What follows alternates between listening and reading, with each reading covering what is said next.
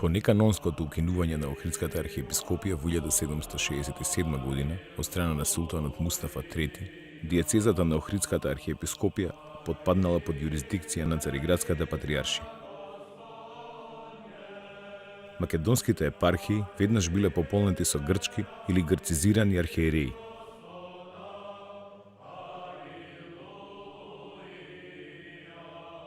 Една од целите на Цариградската патријаршија била да го наметне грчкиот јазик и култура на граѓанството кое во Македонија се уште било во повој и кое во иднина би било предводник на еленизацијата во Македонија.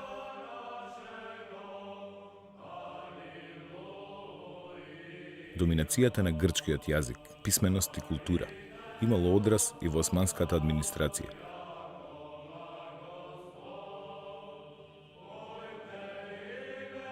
Османлиските власти верата ја поистоветувале со етносот. И целото православно население, кое било под јурисдикција на Цариградската патријаршија, османлиските власти го третирале како Рум Милет, ромејски грчки народ. Ваквите односи ќе имаат особено негативни последици кон крајот на 19-тиот и почетокот на 20-тиот век во Македонија, во екот на жестоките борби меѓу пропагандите.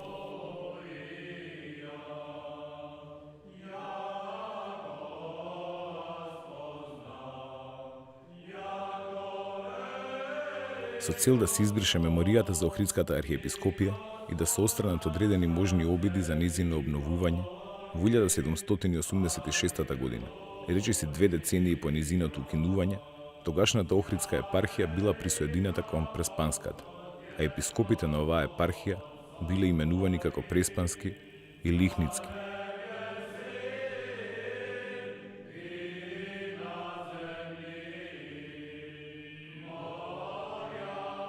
Истовремено, со јакнењето на економските позиции на македонското граѓанство во првата половина на 19-тиот век, се засилувало и тежнението за отфрлање на јурисдикцијата на Цариградската патријаршија.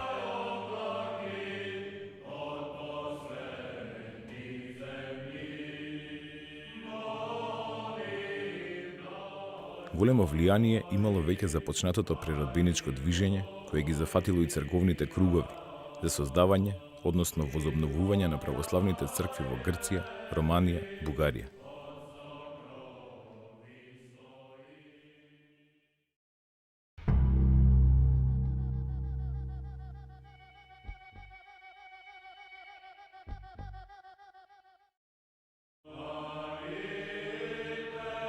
Меѓу првите црковни општини во Македонија, кои пружили отпор на Цариградската патријаршија, била Скопската општина. Скопските првенци успеале за само една деценија да сменат и протераат неколкумина грчки митрополити. Токму затоа, новиот скопски митрополит Гаврил, испратен од Цариград во 1832 година, дозволил на богослужбите да се употребува црковнославенскиот јазик. Според спомените на митрополитот Натанаел Кучевишки, митрополитот при посета на манастирот во село Кучевиште изразил желба да соработува со местното население и првенците и да ги почитува местните обичаи. Во негово време, Скопската црковно училишна општина речиси без тешкоти успеала да подигне нова соборна црква во градот, црквата Света Богородица, во 1835 година, како и да отвори училиште во 1836, односно 37 година. И во другите делови на Македонија, во 30-тите години на 19-тиот век, дошло до отворени судири меѓу македонското население и патријаршиските архиереи.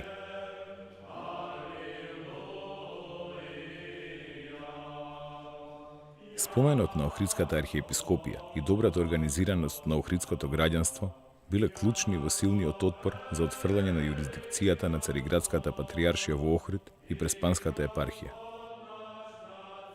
Уште во 40-тите години на 19-тиот век, по смртта на владиката Калинник, имало противење и негодување за поставувањето на грчкиот митрополит Јосиф на Охридската катедра.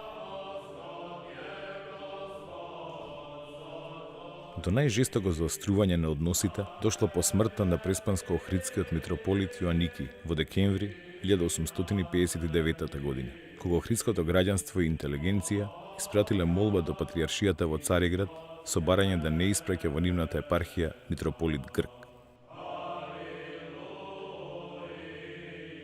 Но патриаршијата, се уште чувствувајќи се доволно моќна, не ги прифатила ваквите барања и веќе во април 1860 година грчкиот митрополит Мелетий се подготвувал да седне на Охридската катедра. На ваквите вести, охриѓани се заканиле дека ќе преминат во унија со Римо-католичката црква.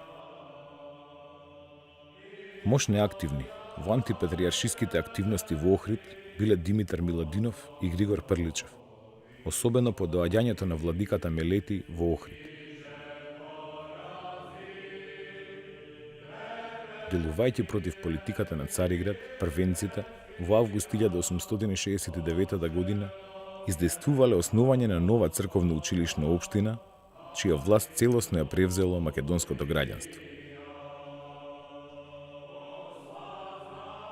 Карактеристично е што во Полјанската или Кукушко-Полјанската епархија во 1859 година за епископ бил поставен Партении Зографски. Тоа бил првиот архиереј кој што по укинувањето на Охридската архиепископија во одредена македонска епархија е поставен без желба на синодот во Цариград. Неговата активност во Кукушката и односно Кукушко-Полјанската епархија предизвикувала определено незадоволство помеѓу членовите на синодот во Цариград, односно неговата блискост со граѓанството во Кукуш, неговата заложба за определена просвета и така натаму, и тоа била една од причините тој да биде повлечен од епархијата во 1867 година и да биде поставен во Нишавско-Пиротската епархија, како што тогаш се нарекувала.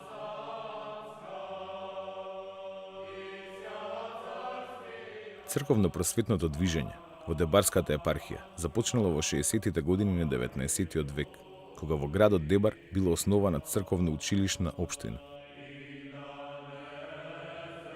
Во септември 1863 година испратила писмо до Високата порта во Цариград со молба за народна епархија. Молбата била подпишана од представници од црковните општини, каде имало поголем број на македонско православно население, како Дебар, Галичник, Лазарополе, Росоки и други.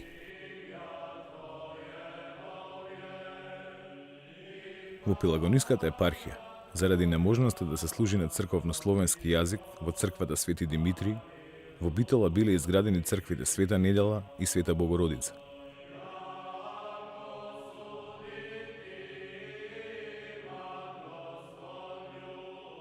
Во Битола особено била силна патриаршиската струја се до Балканските војни.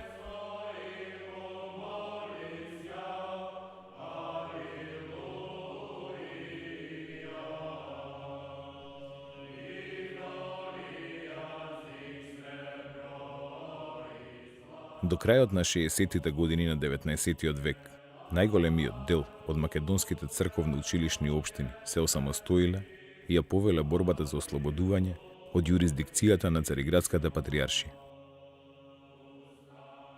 Целта била да се возобнови Охридската архиепископија, но поради делување на повеќе внатрешни и надворешни фактори, тоа било особено тешко да се постигне. Еден од најсмелите борци за обновување на Охридската архиепископија Григор Прличев, по повод 100 годишнината од незиното укинување, одржал повеќе беседи за обновување на архиепископијата, истакнувајќи меѓу народот патриканата наша да воскресне.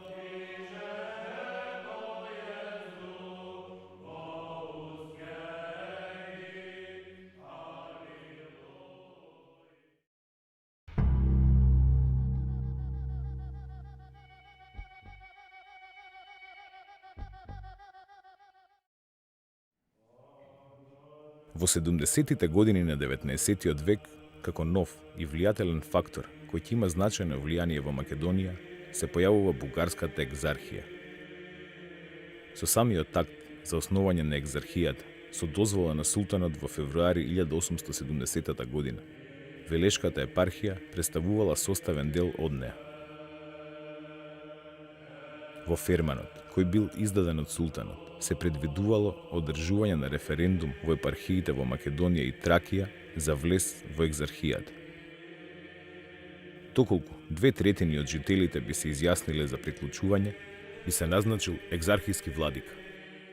Ова било искористено, да кажеме, од дел од македонското граѓанство како една опција да можат полесно да се ослободат од влијанието на Цариградската патриаршија. Па така најпрвин вакви успешни референдуми имало во Скопје, Охрид, а уште со основањето на екзархијата во 1870 година било предвидено Велес, односно Велешката епархија да биде под юрисдикција, односно бугарската екзархија да има юрисдикција на територијата на Велешката епархија. Меѓутоа, и самата Порта, значи османлиската власт, имала определени политичко влијание тука, па таа дозволувала или не дозволувала на територијата на Македонија во определени епархии да бидат поставени екзархиски митрополити. Под влијание на руската дипломатија било и поставувањето на екзархискиот митрополит Теодосиј Гологанов, кој во 1890 година дошол во Скопје. Тој бил македонец, роден во 1846 година во село Трлис во Неврокопската околија. Веднаш по доаѓањето, Теодосиј ги сменил директорите, учителите и председателите во црковно-училишните општини и на нивно место поставувал луѓе во кои имал доверба. Постепено, тој почнал да се спротивставува и на одредени одлуки на екзархијата кои се однесувале на Скопската епархија.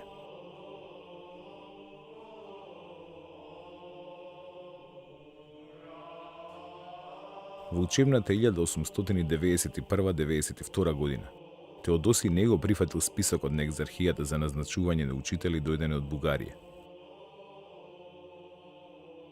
Екзархот Јосиф бил незадоволен од митрополитот и побарал да се повторат изборите за епархискиот совет, инсистирајќи да се постапи според екзархискиот устав.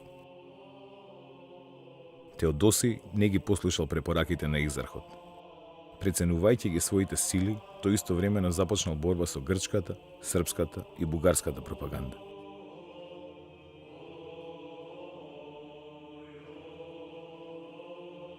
На почетокот на јуни 1891 година, екзархот Јосиф му упатил покана на митрополитот Теодосиј да дојде во Цариград и да даде објаснение за своите постапки. Митрополитот не се одзвал на поканите на екзархот и го информирал дека во иднина Скопската епархија ќе употребува своји формулари за документи наместо екзархиските. По ова, митрополитот Теодосиј ги прекинал врските со екзархијата. Тој добро ги познавал каноните на православната црква за прогласување на автокефалност и бил свесен дека Цариградската патриаршија нема да се согласи за обновување на Охридската архиепископија. Затоа митрополитот се одлучил да побара помош од Австро-Унгарија и да се обиде да ја возобнови Охридската архиепископија со помош на Римокатоличката црква.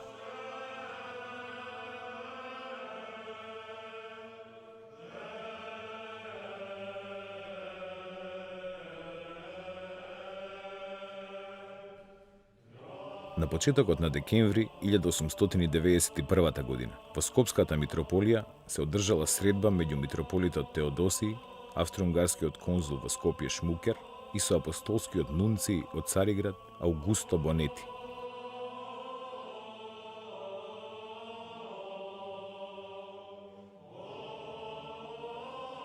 На средбата била постигната согласност да се возобнови Охридската архиепископија, која би била во канонско единство со Римокатоличката црква.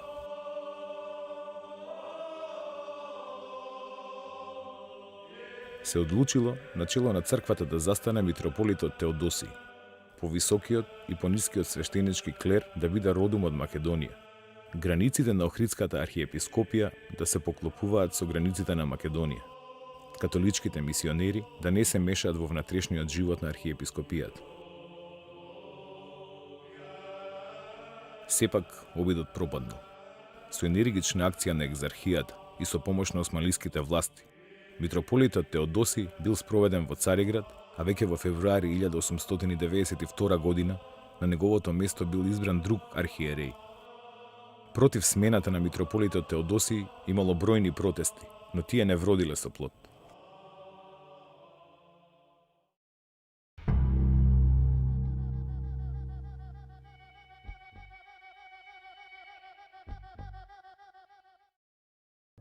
Значи, ова е влијанието на грчката пропаганда преку Цариградската патриаршија и на бугарската преку екзархијата. Гледаме дека тука недостасува една од пропагандите на соседните држави, а тоа е српската пропаганда, односно влијанието на српската, какво било влијанието на Српската православна црква на територијата на Македонија. Српската православна црква добила автокефалност една година по прогласување на независноста на Србија на Бернскиот конгрес во 1878, значи наредната 1879 година Цариградската патриаршија ја признала Српската православна црква, значи во рамките на тогашното кнежество Србија за автокефална. И таа практично немала директно црковно влијание на територијата на Македонија. За возврат, српската влада би давала парична помош на патриаршијата за секое епископско место. Српската пропаганда се засилила по 1886 година, кога во Белград било основано Друштвото Свети Сава, како и по отварањето на српските конзулати во Скопје, Битола и Солун. Српската држава, почнувајќи од 80-тите години на 19-тиот век, постојано барала до портата во Цариград во определени епархии, почнувајќи од Призрен, Скопје, Прилеп, Дебар, Битола и така натаму, да бидат поставени срби за митрополити. Најпрви постоело одбивање од страна и на патриаршијата и на портата, меѓутоа по определен временски период, особено во последната деценија на 19-тиот век, самата Цариградска патриаршија прифатила во определени епархии во Македонија да бидат поставени митрополити од српска националност, но кои што ќе бидат под црковна юрисдикција на самата патриаршија. По низа дипломатски притисоци, српската пропаганда издействувала за администратор на Скопската епархија да биде поставен архимандритот Фирмилијан. По 2 години, синодот на Цариградската патриаршија го избрал Фирмилијан за скопски митрополит. Ваквиот избор предизвикал незадоволство во Атина и Софија. Тоа предизвикало определено негодување како од екзархијата, па дури во самата патриаршиска струја имало негодување зашто доаѓа на катедра, на Скопската катедра човек кој што епископ кој што не е грк, туку е србин и тоа не е граѓанин на Османлиската империја, туку тој бил по потекло од Шабац, значи граѓанин на кралството Србија, меѓутоа по 2 годишни натегања во 1899 година тој бил поставен ракоположен за скопски митрополит. Останал релативно кратко како скопски митрополит, во 1903 година починал, а за негов наследник повторно во Скопската епархија бил поставен епископ кој што бил од српска националност. Тој не потекнува од Македонија, туку од Косово, од градот Липљан, тоа бил Севастијан, кој што дури не успел ниту да ја преземе заради болест, бил болен од туберкулоза, веќе наредната година, 1904 година, починал. Него го наследил хилендарскиот архимандрит Викентије Крџич, кој што раководел со Цариградската, значи со патриаршиската Скопска епархија од 1905 до 1915 година.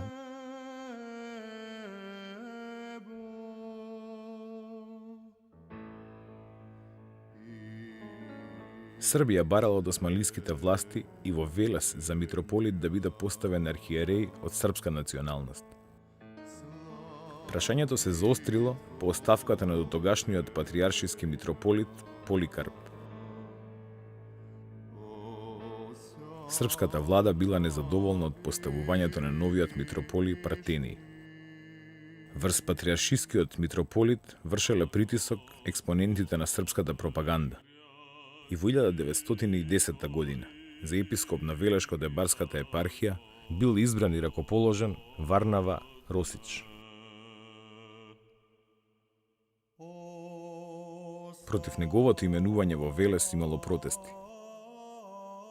По повлекувањето на српската војска во 1915 година од овој простор, повлекувањето преку Албанија и стационирањето во Грција, тој се повлекува заедно со војската, а по пробивот на Македонскиот фронт во 1918 година тој се враќа на овој простор и е надлежен за епархиите на територијата на Македонија. Потоа е поставен за скопски митрополит, а 1930 година е избран и за српски патриарх. И таа должност ќе врши се до 1937 година.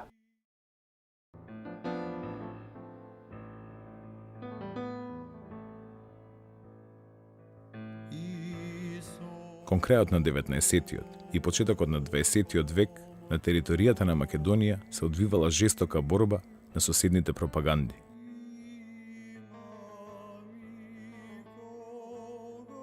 Поделбата на македонското население на екзархисти и патриаршисти ќе остави долгорочни последици на македонското национално ткиво.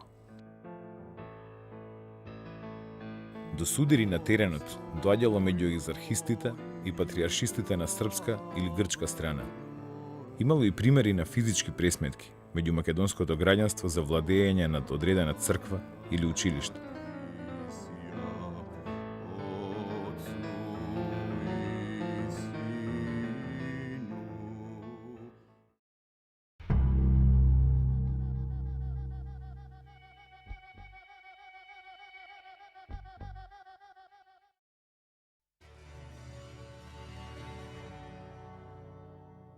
Согледувајќи ја ваквата состојба, македонските интелектуалци, кои делувале надвор од Македонија, се обидувале да изнајдат решение. Во корпусот на националното било и решавањето на црковното прашање во Македонија. Во 1902 година, во Петроград, било основано Македонското научно-литературно другарство на чело со Димитрија Чуповски. Една од целите на другарството била да го помогне национално-ослободителното движење во Македонија во национален, како и во црковен поглед. Во својата програма се залагале за извојување на политичка автономија на Македонија, најпрвин во рамките на Османска Турција и во заобновување на Охридската архиепископија како македонска православна црква. Во овој контекст е и дејноста на Крсте Петков Мисирков, кој во своето дело за македонските работи се осврнал и на црковното прашање во Македонија, барајќи го решението во автокефалната Охридска архиепископија.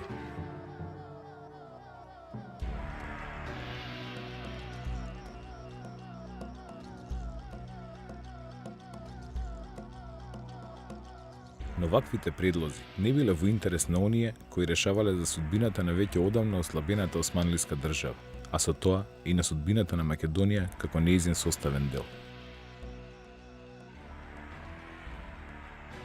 Во деценијата од Илинтенското востание до Балканските војни, состојбите во епархиите во Македонија не се промениле. Екзархијата и патриаршијата ја засилувале својата пропаганда, тежнејќи да привлечат што поголем број приврзаници на своја страна. Во ваква состојба биле дочекани Балканските војни.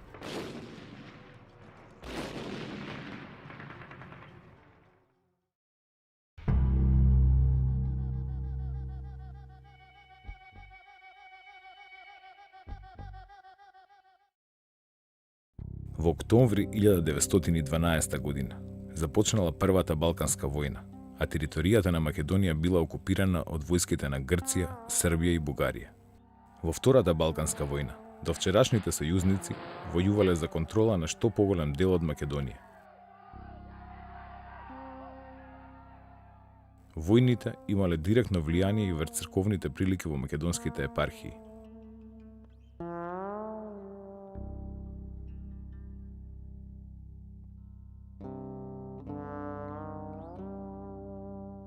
Во март 1913 година биле протерани екзархиските архиерейски намесници од епархиите во Вардарскиот дел од Македонија, каде што власт воспоставила Србија.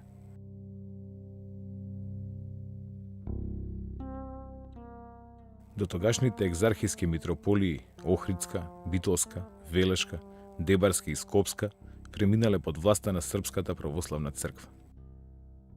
Епархиите во Егејскиот дел на Македонија преминале во управа на Грчката православна црква.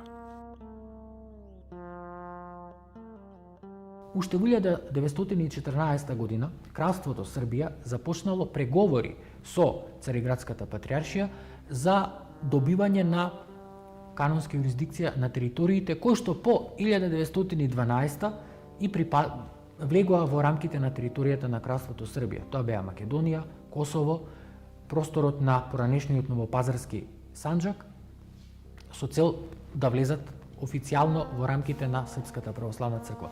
Меѓутоа, овие преговори беа прекинати заради почетокот на Првата светска војна.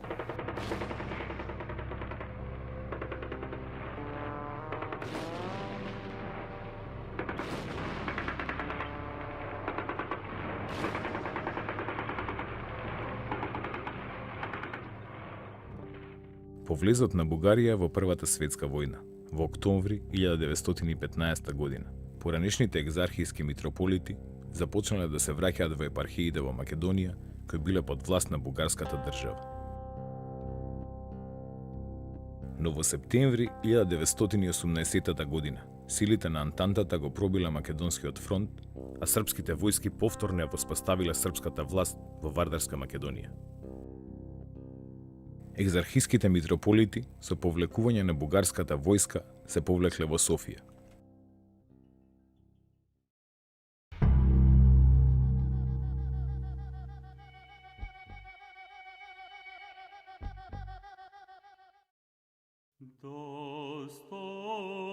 По создавањето на кралството на србите, хрватите и словенците на 1 декември 1918 година се поставило прашањето за обединување на сите црковни области кои ги опфатила новата држава. Епархиите во Македонија формално биле под јурисдикција на Цариградската патријаршија.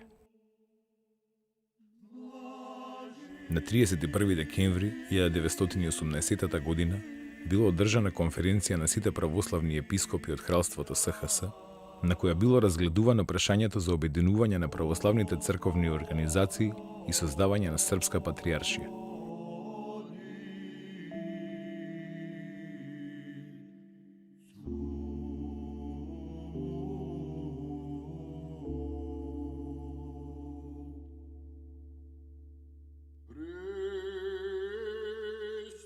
Прашањето за начинот на отстапување на епархиите, кои биле под јурисдикција на Цариградската патријаршија на Српската православна црква, било предмет на преговори меѓу државно-црковната делегација на кралството СХС и делегатите на Светиот синод на Цариградската патријаршија.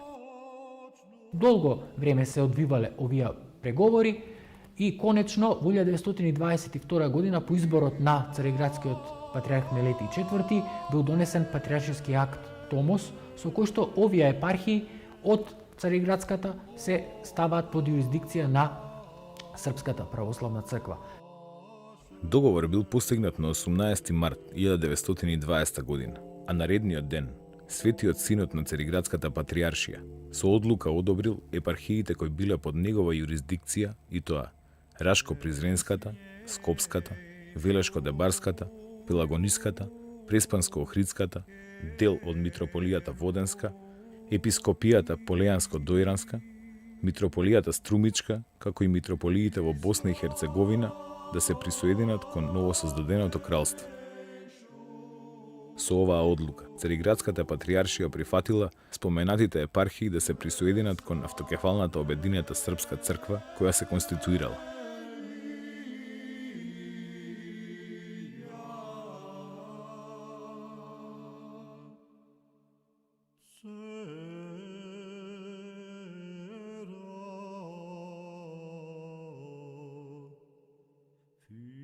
Во согласно со договорот, владата на кралството на СХС се обврзала да исплати на Цариградската патријаршија 1,5 милиони франци. Со тоа и формално епархиите во Вардарскиот дел на Македонија потпаднале под јурисдикција на Српската православна црква.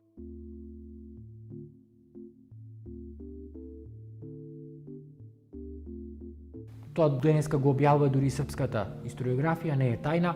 Во преговорите се одлучило овие, бидејќи тоа се сепак големи пари, да се исплатат тие 1,5 милион франци, да се исплатат во 3 рати, при што последната рата да се исплати по добивањето на официјалниот акт Томос. Со воспоставувањето на својата јурисдикција на територијата на Вардарскиот дел на Македонија, Српската православна црква започнала и со реорганизација на дотогашната поставеност на православната црква. Во црковен поглед, Македонија била поделена на 4 епархии: Скопска митрополија и 3 епископии: Охридска, Битолска и Злетовско-Струмичка. За митрополити биле поставувани лица кои добро ги познавале црковните како и политичките прилики во Македонија.